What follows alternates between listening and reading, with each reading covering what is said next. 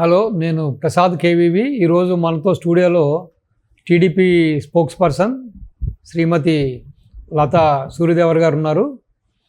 Madam, ఇప్పుడు ఈ Gudivada episode తీసుకుంటే, కొడాలి నాన్నగారి ఎపిసోడ్ తీసుకుంటే, చివరికి నానా ఆర్టిస్టులు అటు ఇటు తిరిగి ఆ నామినేషన్ పర్వంలో కక్కలేక మింగలేక చివరికి కాదని అవునని, అవునని కాదని చివరికి నామినేషన్ అంగీకరించబడింది. సో అసలు ఆ ఎపిసోడ్లో ఏం జరిగింది, అసలు ఏంటి, ఎందుకు ఇంత రచ్చ జరిగింది, కాస్త వివరించారు మీరు? జగన్మోహన్ రెడ్డికి అనుంగ శిష్యుడు లాంటి వాడు అనమాట. ఆయన అక్కడ స్విచ్ చేస్తే ఈయన ఇక్కడ ఆన్ అవుతుంది. అంటే ఆయన నోరు ఎవరిని తిట్టాలి, ఎవరిని మాట్లాడాలి, ఏం చేయాలనేది. సో అన్నిటికీ ఎవరైనా ఇదంటే వితండవాదమే ఉంటుంది అనమాట. సరే, మనం గతంలో చాలాసార్లు క్యాజినోల గురించి చూసాం. సో క్యాజినోలు కూడా అక్కడ పెట్టడమే కానివ్వండి, అక్కడ మాట్లాడటమే, పెడితే తప్పేంటి అని మాట్లాడు, జూదం ఆడితే తప్పేంటని అంటాడు. అట్లాంటప్పుడు అది పర్మిషన్ ఇచ్చేయచ్చు కదా, అందరూ జూదాలు ఆడుకుంటారు. సో వీళ్ళ వరకే ఎందుకు, వైసీపీ వాళ్ళ వరకే జూదం ఆడటం ఎందుకు? సో వాళ్ళు ఏదైనా అంటే సంక్రాంతి టైంలో జరిగింది కాబట్టి, సో వాళ్ళు వేసిన ప్లేస్కి, వాళ్ళు క్యాజినోలు పెట్టిన ప్లేస్కి జనాలు వెళ్ళిన చోటకి అసలు ప్రాబ్లం ఉండదు. సరే, వేరే వాళ్ళు ఎవరైనా చేశారంటే అక్కడ తప్పు వస్తుంది, అక్కడ కేసులు ఉంటాయి, వాళ్ళని అరెస్ట్ చేయటాలు జరుగుతాయి. సో ఇలా ఇప్పుడు ఎక్కడో బార్డర్లో ఎక్కడో ఆడుతున్నాడు అని చెప్పి చింతమనేని గారిని అరెస్ట్ చేయటానికి ఎంత హడావిడి చేశారు. సరే, ఆయన ఆడుతున్నాడా లేదా కూడా తెలియదు. ఆడుతున్నాడనే ఒక్క నెపంతో వీళ్ళు చెప్పిన నెపం అది. సో ఆయన్ని ఎంత హడావిడిగా అరెస్ట్ చేయాలని చెప్పేసి తెలంగాణలో బోర్డర్లోనూ, అక్కడ ఆంధ్ర బోర్డర్లోనూ అసలు పోలీసుల్ని అడ్డం పెట్టి చాలా హడావిడి చేశారు. సరే, కానీ వీళ్ళు మటుకు క్యాజినోలు తీసుకొస్తారు, వీళ్ళు ఆడుతూనే ఉంటారు. సరే, ఇట్లాంటివి ఆయనకి ఎప్పుడు వితండవాదం అనేది ఒకటి అలవాటే కాబట్టి, ఇంకేమంటే అపోజిషన్ పార్టీ అయిన నారా చంద్రబాబు నాయుడు గారిని నోరుంది కదా అని నోటుకొచ్చినట్టు మాట్లాడటం. సో మళ్ళీ నాకు నందమూరి కుటుంబం అంటే నాకు వాళ్ళ మీద గౌరవం ఉంది అలా అంటాడు. కానీ అన్నా కూడా బాలకృష్ణ గారిని మాట్లాడతాడు, భువనమ్మ గారిని మాట్లాడతాడు, పురంధరేశ్వరి గారిని.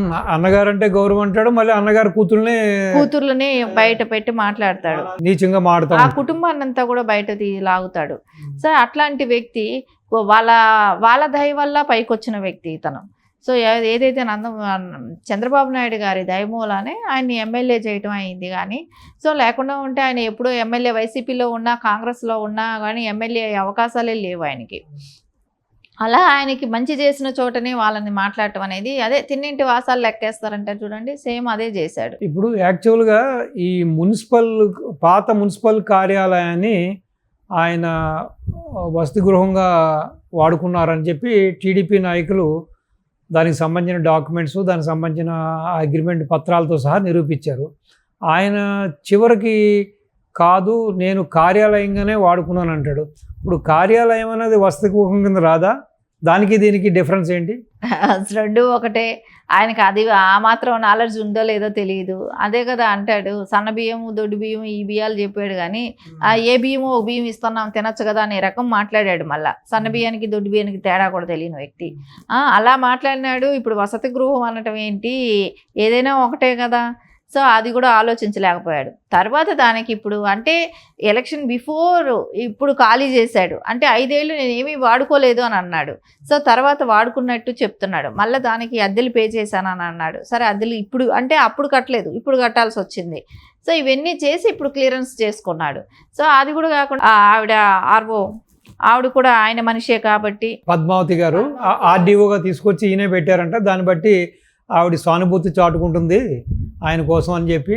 ప్లస్ ఇంకొక విషయం కూడా ఏంటంటే, ఇదే పేరుతోటి ఇదే నామధేయంతో కొడాలి వెంకటేశ్వరరావు అనే ఒక అంగవైకల్యం కలిగిన ఒక యువకుడు నామినేషన్ పత్రం వేస్తాకొస్తే, ఈ పద్మావతి గారు ఒక ఆర్వోగా ఉన్న వ్యక్తి, ఆవిడ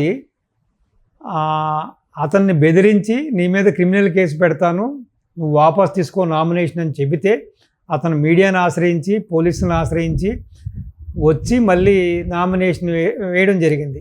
సో దీన్ని ఏ విధంగా చూడొచ్చు అంటారు? అంటే అధికారులు ఇంత బరితెగింపు, అదే ఆపద్ధర్మ గవర్నమెంట్ జరుగుతున్న టైంలో కూడా ఒక ఈసీ ఆదేశాలతో పనిచేయవలసిన అధికారులు ఈ విధంగా ఒంటెద్దు పోకడతో ఉండడం ఎంతవరకు సమంజసం? ఖచ్చితంగా ఇదంతా ఇప్పుడు తప్పు తెలుసుకొని, ఇప్పుడు అంటే తప్పు అంటే మామూలుగా అయితే తెలుసుకునేవాడు కాదు.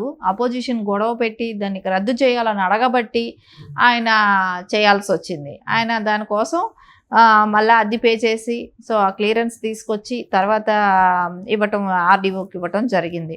సో ఆర్డీఓ గారు ఏంటంటే ఆయన పోస్టింగ్ వేయించడే కానివ్వండి, స్వామి భక్తి చాటుకున్న మనిషిగానే ఆవిడ గుర్తింపు ఉంది అక్కడ. ఎందుకంటే గత 5 సంవత్సరాలుగా కూడా ఆవిడ ఈయన నానిగారు ఏదైతే చెప్తే అదే తూచా తప్పకుండా పాటిస్తూనే వస్తున్నారు.